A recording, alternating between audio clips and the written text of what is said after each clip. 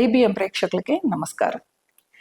వ్యాపారంలో కానీ, వ్యాపార దుకాణాలకు కానీ, ఇంటికి కానీ, ఇంట్లో ఉన్న మనుషులకు కానీ, ఎవరికైనా దిష్టి తగిలితే ఎలాంటి దిష్టి దోషాలని తొలగించుకోవాలంటే ఎలాంటి పరిహారాలు చేయాలి? ఇది చాలా మందికి సమస్యగా ఉంటుంది. ప్రధానంగా నేను చెప్పేది, ప్రధాన గడప అనేది చాలా ప్రాముఖ్యతనిస్తుంది. మనకి చెడు అనేది రానివ్వదు లోపల నుంచి, బయట నుంచి లోపలికి. ఎందుకంటే మనం అక్కడ పసుపుని పూస్తూ ఉన్నాం, కుంకుమను పెట్టి ఆరాధిస్తూ ఉన్నాం, ప్రతిరోజు ఇరువైపులా గుమ్మం మీద పుష్పాలు పెడుతూ ఉన్నాం.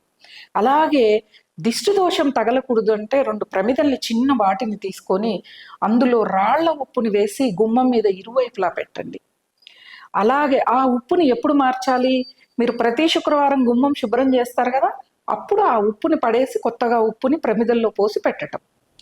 అలాగే ప్రతి శుక్రవారం ఒక నిమ్మకాయని సగంగా కోసి కుంకుమలో అద్ది ఎర్రగా ఉండాలి, గుమ్మం ముందు ఇరువైపులా పెట్టడం వల్ల అసలు దిష్టి కాదు, ఎవరు ఏం చేసినా కూడా అక్కడ అడ్డుకుంటుంది. ఇది చాలా ప్రత్యక్షంగా చూసింది కూడా.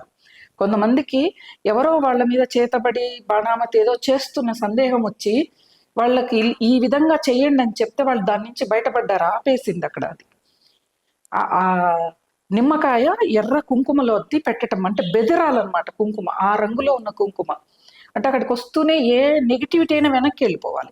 ఇలా చేయాలి. గృహానికి, దుకాణానికి కూడా మనం గోమతి చక్రాలు ఉంటాయి కదా, గోమతి చక్రాలని ఒక 6 చక్రాలని తీసుకొని ఒక శుక్రవారం రోజున ఇంట్లో పూజా మందిరంలో పెట్టి లక్ష్మీ అష్టోత్తరంతో పూజ చేసి మరుసటి రోజు ఒక ఎర్రని వస్త్రంలో ఈ యొక్క గోమతి చక్రాలను కట్టి మనము దుకాణానికి పైన ఎక్కడైనా ఒక మూలకు కట్టండి. దృష్టి దోషం తొలగిపోతుంది. అలాగే ఈ మనం కుంకుమ నిమ్మకాయని కోసి కుంకుమలు అద్ది గుమ్మానికి ఇరువైపులా ఇంటికి పెట్టమన్నాం కదా, దుకాణానికి కూడా అలానే పెట్టాలి. కానీ చాలా మంది పచ్చిమిరపకాయలు, నిమ్మకాయలు ఒక తీగకు గుచ్చి కడతారు. కట్టినది బాగానే ఉంటుంది, కానీ తీసివేయటం, నది రోడ్డు మీద వేస్తున్నారు. అది మహాపాపం, అది తిరిగి మీకు వస్తుంది. చాలా ఊళ్ళల్లో చాలా చోట్ల జరుగుతుంది. అది మీరు పెట్టినందువల్ల అంటే మీ ప్రయోజనం తప్ప అవతల వాళ్ళ ప్రయోజనం మనం చూడట్లేదు. ఇక్కడ మంచి మనకు జరగదు. వాటిని మీరు ఎవరు తొక్కని చోట వేస్తేనే మీకు సత్ఫలితాలని ఇస్తాయి. సత్ఫలితాలని ఇలానే ఇస్తాయి. అలాగే దుకాణంలో మనకి ఉంట కర్పూరం ఉంటుంది కదా, అంటే చిన్న బిళ్ళలు కాకుండా ముద్ద కర్పూరం అంటాం కదా, ఆ ముద్ద కర్పూరాన్ని తీసుకొని దుకాణంలో 4 వైపులా కొంచెం కొంచెం పొడిరాగా రాల్పితే కూడా మనకి నరదృష్టి, నరఘోష ఉండదు. అలా పచ్చకర్పూరమైనా వేయవచ్చు. పచ్చకర్పూరం వేసిన దుకాణం అంతా మంచి సువాసనతో నిండి ఉంటుంది. నెగిటివిటీ అంటే నరదృష్టి అనేది, నరఘోష అనేది రాదు. అలాగే మీరు సంపాదించే సంపాదనలు కొంత పేద వాళ్ళకి దానంగా ఇవ్వటం అనేది ఇక్కడ మనకి మంచి చేస్తుంది. ఎటువంటి ఘోష మన వైపుకి రాదు. మనకి మహాభారతంలో మన ధనాన్ని 4 భాగాలుగా మనం ఖర్చు పెట్టాలని ఉంది. ఒక భాగం దాన ధర్మాలు చేయాలి, ఒక భాగం ఆలయాలకు ఇవ్వాలి, ఒక భాగం పాడుబడిన ఆలయాల్ని కొత్తగా తయారు చేసుకోవడం కోసం, ఒక్క భాగం మాత్రమే మన స్వప్రయోజనాల కోసం అని చెప్పింది.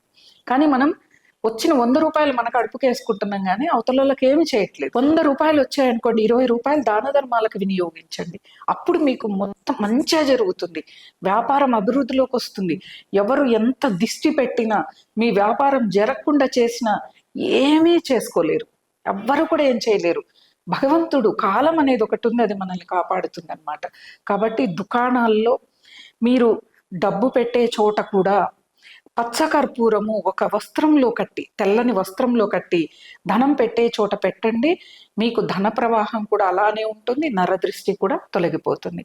ఇలాంటి పరిహారాలు మనకి శాస్త్రంలో కానీ, పురాణాల్లో కానీ, పెద్దవాళ్ళు కానీ అందరూ అనుభవంతో చెప్పినాయి. కాబట్టి ఆచరించమని చెప్పడానికి మాకు కూడా అవకాశం దొరికింది. స్వస్తి.